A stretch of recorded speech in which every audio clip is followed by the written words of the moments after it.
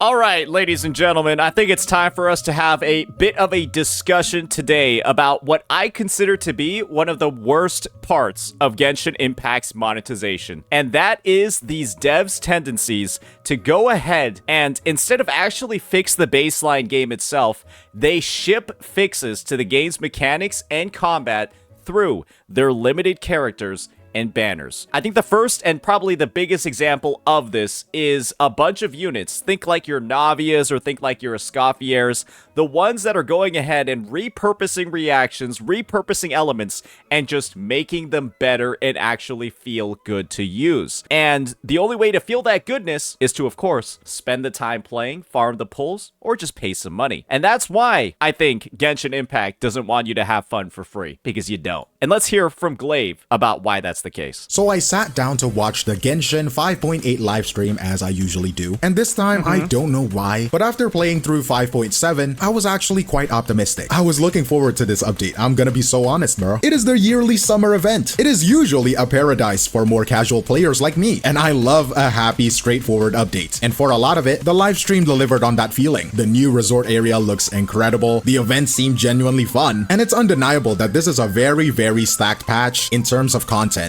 I'm personally of the opinion that the entire patch looks like one big version of Nintendo copyright infringement lawsuit. It's a vibe for sure. I just don't think it's necessarily very much Genshin Impact at all. But maybe if you think of Genshin Impact as like a bunch of mini games rather than an actual action RPG, then sure. After my stream ended, I looked around online and the reaction was pretty much what you would expect. A lot of hype. People are excited for the events, for the new area, for everything there is to do. But as I was watching those reactions, I can't help but notice something. Almost none of them were calling out some of the more blatant negatives that this patch introduced. The things that are hidden behind all of the pretty scenery and fun mini games. That's why I almost viewed like these mini games as like a bit of a distraction for like how they're kind of fucking up the game in the background. There's actually a lot to be excited about in Genshin Impact. You're probably gonna notice that this is I'm reacting to Glaive's video a couple of days later, and Genshin has come out with news of a bunch of new playable units,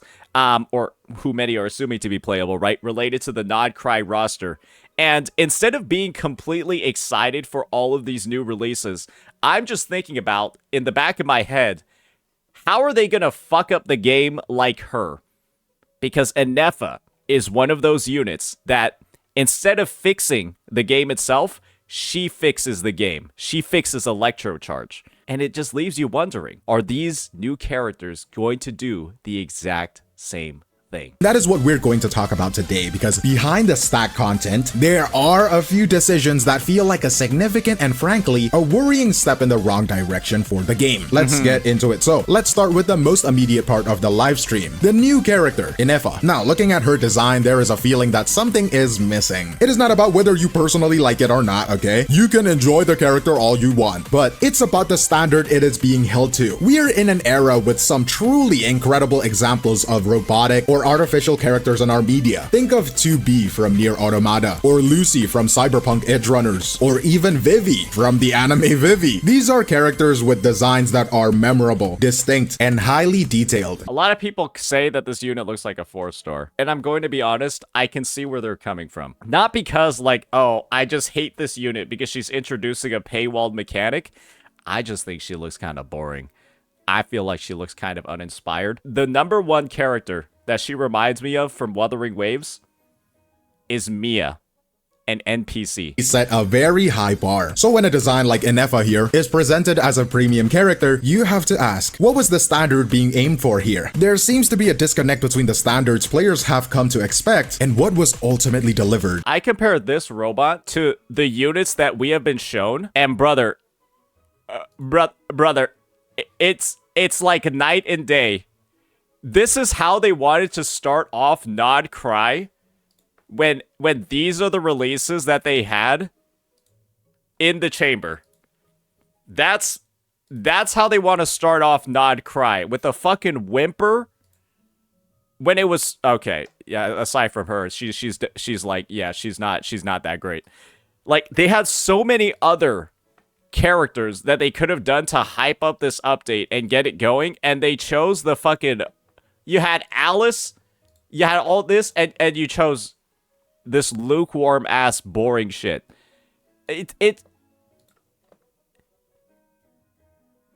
Hopefully her story integration is absolutely nuts, because otherwise it's just so much wasted potential. But a static design is one thing. How a character moves is another. And this is where the questions really start to build. Her attack animations, they feel like they belong to a 4-star character. And to be clear, this is not an insult to 4 stars, okay? It just means there's a certain level of quality, a weight and complexity and flair that you expect from a premium 5-star unit. It is that signature quality that makes them feel special. And with Ineffa, it feels absent. This feeling was made even more confusing during the live stream when a comparison was drawn to another character, Kanich. And to anyone who has Kanich knows that his design and animations are widely considered to be peak quality for this game. To put Ineffa in that same category, it is almost insulting. I said it. I said it. It feels like a fundamental misunderstanding of what the community actually values in a character's presentation. The two are not even close. And I was genuinely shocked when I saw people in the chat confirming that she was, in fact, a 5-star. And that brings us to the real question of this part. Looking at her purely at face value, right? Her art, her model, her animations. How does this character justify her 5-star rarity? My headcanon is that this was originally meant to be a 4-star character, but then they were like,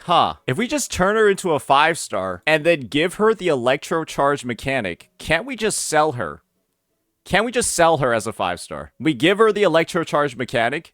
It's the new pay-to-win thing. It's the new quality of life that instead of being added to the baseline game, we're going to put on the banner system. Let's do that instead. That, to me, is almost confirmation that each of these characters is going to have something like that associated with them. Because it seems like money is the main thing that's happening over here. And of course, right, it's a gacha company. It's a company as a whole. But instead of making cool new Electro characters that interact and work well with the new mechanic that you're adding for every unit, you're making people buy the fixes. And it's just, at some point, you have to ask yourself, what is the baseline gameplay without all of these fixes? And the true answer is actually not playable. You don't use just regular electrocharge teams in this game unless you're living 3 to 4 years ago or literally griefing. It's just not something that happens. The answer, it seems, has nothing to do with how she looks and everything to do with what she does. So let's talk about what she does, right? Ineffa introduces a new mechanic to the game called lunar charge reaction. Now, what is a lunar charge? Well, it is not exactly a brand new elemental reaction built from scratch. Instead, it is a powerful enhanced version of an existing reaction that most players already know. Electrocharge. That is the one you get when you hit an enemy with Hydro and Electro at about the same time. But this new version, Lunar Charge, is a major upgrade. And for one, this is one of the most important parts, it can land crits. This means it can do massive bonus damage, something the normal Electrocharge reaction cannot do at all. On top of that, its damage scales with the stats of all the party members who helped to create it. Their attack, their crit rate, their crit damage, their elemental mastery. It is a straight up undeniably better version of the old reaction. And it could have just been added to the game. It could have just been that the new lunar charged electro reaction could have just replaced the original one and nothing would have changed. It would have just made so many more units, so many more team combinations viable. But now the only way for you to be able to access those new teams is A, pull the unit, and B, you can only use 3 other existing units that you have, because this unit, this Ineffa unit, also has to be on the team. And it's the same exact thing that they did for fixing Cryo and Freeze, where Escoffier, if you don't have her, Freeze teams are basically dog shit. They're fucking terrible. They're not good. There's almost no benefit to running them. And then you run Escoffier on the team, and now Freeze teams are top of the meta. The reaction actually feels good. You don't feel like you're playing like some pointless game of like, you know, using Freeze against non-freezable bosses. Escoffier's kit at a baseline could have just been put into the game, right? And then to play Freeze teams, you wouldn't need to first pull her and then only run 3 of your older characters. But that's not the path that Hoyo decided. Again, instead of fixing the baseline game and making unviable teams viable for free, and then letting players, right, come to their own solutions, they're just prescribing it to you in the banner. If you want to use your old electrocharge teams, you have to pull Ineffa. And guess what? I bet that there's going to be support for melt teams. There's going to be support for like some dendro teams, some burning teams, some, I don't know, overload teams. They're going to have support like that built into all these different units. You guys remember physical? You guys remember Eula? How much do you guys bet that there's going to be something for physical in here? And instead of fixing superconduct or any of that shit, they're going to go ahead and attach it to one of the new limited characters. Guys, it's not enough that you were an early investor of the game. It's not enough that you pulled those older units. They'll get power crept by your Mavuikas and your Skirks. And then to counteract that power creep, instead of fixing the game, well, just pull a new unit. And it's kind of just like a disgusting cycle that doesn't seem like it's going to stop. They don't need to do this to sell the units on the roster. Just rework the reaction as a whole and then make that new unit that you're releasing use the new reaction well. But don't make them mandatory. Buff to an underused and relatively weak reaction like Electrocharge sounds great on paper until you find out how you get it. You can only trigger this new and improved reaction if, and only if, Ineffa is in your party. Wow! And this is the central issue here, guys. This is not just a new character with a unique skill. This is a pay-gated buff. They have taken a system-wide mechanic that has existed for years, created a clearly superior version of it, and then locked that improvement behind not a 4-star, a 5-star gacha pull. It is a new level of monetization that frankly feels so shameless. And we know they can handle this differently, right? Because we have seen them do it before. Let's go back to 3.0. Back when Dendro was introduced, that was a massive game-changing update, right? The first 5-star Dendro character was Thainari. Yes, a 5-star. But he was released alongside Kali, a 4-star Dendro character who was given to all of the players for free. And you can also use the Dendro Traveler for free. And the Dendro Traveler was actually good too. I don't even think Glaive is using the right example over here. These devs reworked Geo themselves in version 1.3. They just reworked the entire element where it had an old effect where all it did was increase attack. They reworked it so it increased your damage dealt instead, and you know, did some other stuff to improve like Mono Geo as a whole. They've already set a standard for how they can just buff things universally, that they can just change effects, that they can do wide sweeping changes to the overall like systems and mechanics of the game to rebalance it, at least from an elemental point of view and a reaction point of view. They've gone in and they've increased like EM scalings for certain reactions before to make them scale better. They will make general updates to the game, but I think they've decided not to do that anymore because they can just sell the updates instead. Meant every single player, whether you spent money on it or not, could immediately experience and learn the new mechanics. The core system update was for everyone. What we are seeing now with Ineffa is the complete opposite of that philosophy. Why was the decision made to monetize a system level buff And the thing is, Glaive is late on this video. Glaive could have made this video using a Scoffier. In fact, I don't even know if Glaive knows what the fuck a Scoffier does because she's literally the same exact thing as Ineffa for freeze teams. She might not say that she changes the freeze reaction, but she might as well. instead of just improving a weak reaction for the entire player base? Money! And when you try to answer that question, you start to Okay, that like caught me off guard. see a pattern emerge. It is a bit cynical, but the logic is straightforward. You take a character whose art and animations feel, let's say, uninspired, low quality. That was the first segment of our discussion, right? And then you give that same character an exclusive, powerful mechanic, power creep that directly buffs a core part of the combat system. And when you put those things together, you arrive at a worrying conclusion. It suggests the discovery of a new formula for selling characters. And that formula is power creep can substitute for quality. What that means is a character doesn't have to look good. Their animations don't have to be top tier. Their story doesn't have to be perfect. They don't have to make sense even. As long as they offer a significant exclusive advantage in gameplay, a better version of a mechanic that everyone else has, they will sell. I've always been a believer that waifu versus meta is a lie. If a character is weak and a character doesn't have a lot of meta potential, people won't pull them. Because at the end of the day, most people are playing a game to like go beat it and stuff like that. I think waifu versus meta is one of the biggest myths in this space. Because you just have to look at like every single top performing banner ever yes, the character is usually hot, but second, the character is always strong. There is never like a low meta dog shit unit that ends up getting like top banner sales or like a shit ton of revenue. It is always a strong unit every single time. Strength, unfortunately, is like a big selling point. And usually you pair up the good designs with the strength. But when you get to the point where you're using strength to start selling bad, uninspired, lazy, or low effort designs, then it's just like, what's the point overall when you already have the good designs ready to go and they're like already in the game and they're ready to ship? It's like a diminishing of the brand, and it's a terrible feeling for the player. Mechanical need will override the lack of artistic quality. And you have to wonder if this is intentional. If this is some kind of limit testing. Basically, the company might be trying to find the line. They could be testing to see exactly how far they can push things. Maybe Hoyoverse also believes that waifu versus meta is a complete myth as well. Again, it's just a theory. We can't prove it right or wrong. And they're just testing that to the highest degree possible. Making the most unappealing,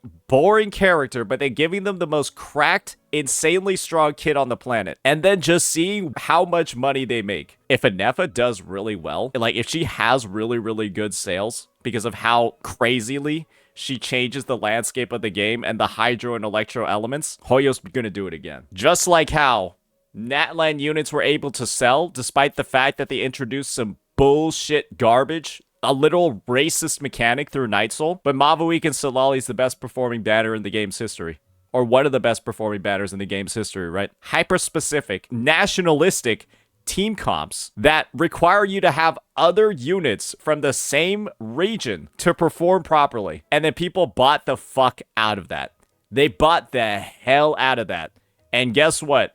They're gonna start doing it again. They're gonna do it worse. People bought a Scoffier and Skirk as well, knowing that that's when they're putting out the hyper-customized kits. It's the slippery slope. Most people think it's a fallacy, but I think that this slippery slope, when it comes to Genshin Impact and Hoyoverse, it's actually real. And we've seen it in play across all of their games. How much the quality of a character can be reduced while still bringing in the same amount of money just because a new powerful mechanic is tied to them. And honestly, I don't know what that says more about the company for trying it or the players if it actually works. It is a really worrying precedent for the future of the game's design. Hey, you never know. Yep. Let's get a global passive going here, huh? Genshin already has global passives, fucking idiot.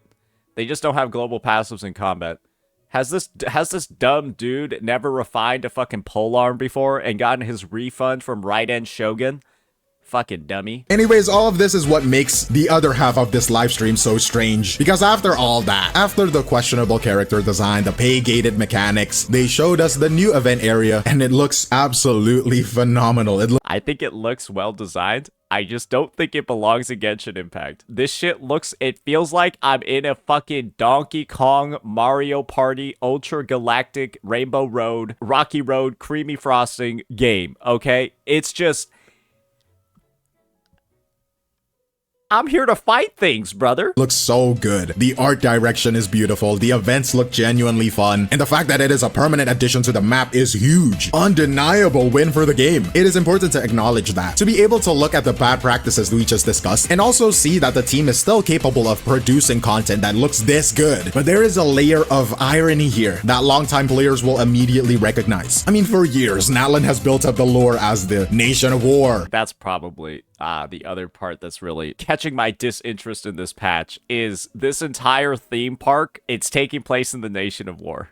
Yeah, the nation of pool parties, the nation of Mario Kart. Face of conflict, intensity, maybe even suffering. And our grand introduction is a fun, colorful Mickey Mouse Funhouse style. And the thing is, I think most of the community is way past the point of coping with this. We are no longer trying to force it to make sense, saying, oh, maybe the war is why they need a vacation. There is just a kind of cynical acceptance now. I mean, let's just forget about the nation of war, right? We'll take the fun looking. Like, look at this shit, bro. Like, look at, like, what the fuck is this? What is this? All you need to see is this one shot, and you're just like, wait, which game am I playing? If you saw this screenshot off rip, would you assume that this is Genshin Impact? A legitimate question. Would you assume that this is Genshin Impact? Hell no. Hell no. Don't lie. Don't lie, this looks like fucking Super Mario Galaxy. Super Mario Sunshine, bro. Don't fucking play. This does not look like Genshin Impact. Content for what it is and be genuinely hyped for it. And I think that is the strange duality we're talking about. The hyped up part for this patch is real. The content looks good, and that genuine excitement is exactly what makes the frustration with things like Ineffa and the pay-gated buffs so much more pronounced, because it proves they know how to make something phenomenal. And that really is the core conflict of this entire patch, isn't it? It's a good product. It's just, I don't know if it's the right... Hey, this low-key makes more sense to be in ZZZ. On one hand, you have the team that designed the new expansion, a beautiful permanent new area with events that look genuinely fun, content that shows incredible artistic talent, and a clear understanding of what makes this game's world so special. And on the other hand, you have the decisions that led to Ineffa, a premium character with a questionable design. Let's be honest here, budget animations, and whose primary value is a powerful system buff that has been locked behind a paywall. It feels like a house divided. It's like there is a team of incredibly talented artists, world builders, and event designers whose excellent work is being used to soften the blow for what feels like an increasingly aggressive and mechanics-driven monetization strategy. That would explain a lot about what's happening in Genshin's development cycle, where they actually do have the budget, they are spending the budget, it is being used on the game, it's just being used in all of these ways that, like, thematically either don't make that much sense, and as a result, the full value of the work that's put in can't actually be absorbed by the player base. Imagine if it was just like something like this, but it was like competitive games. Like it's just, you can tell that there was a lot of money put into Natlan. You just don't know if that money was put into the right places. And it makes it seem like they fucking abandoned the game because of how directionless it can appear. And the thing is that hopefully Nod Cry will like bring everything back thematically and story-wise. But then every single edition that you're gonna get in Nod Cry, and the editions that we've gotten have looked good, it's just gonna come with the monkey's paw of how are they gonna fuck up the game's balance with this next new release? How is this next unit, how are they going to be a must pull? What part of the game are they going to fix?